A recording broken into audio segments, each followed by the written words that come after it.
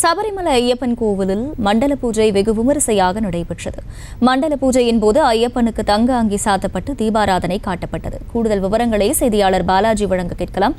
பாலாஜி, வணக்கம். முழு விவரங்கள் என்ன? அகிலா, சபரிமலை ஐயப்பன் கோவில முக்கிய நிகழ்வான மண்டல பூஜை காலை நடைபெற்றது. காலை 10:30 மணி முதல் 11:30 மணி வரை இந்த மண்டல பூஜை நடைபெற்றது. மண்டல பூஜைக்கு முன்னால் பார்த்தோம்னா 25 கலசங்கள்ல புனித நீர் கொண்டு வரப்பட்டு ஐயப்பனுக்கு ஊற்றப்பட்டது. பின்னர் பார்த்தோன்னா கலகாபிஷேகம் நடைபெற்ற பின்னர் பார்த்தோன்னா மண்டல பூஜையை சபரிமலை கோயிலின் தந்திரி மற்றும் மேல்சாந்தி ஆகியோர் நடத்தி வைத்தனர்.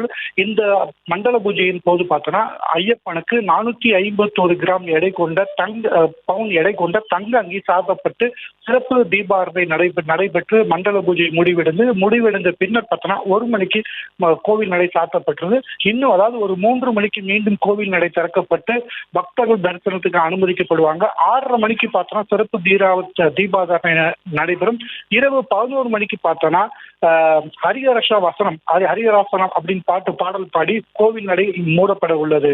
அகிலா, செய்திகளை உடனுக்குடனும் துல்லியமாகவும் தெரிந்து கொள்ள சப்ஸ்கிரைப் பண்ணுங்க.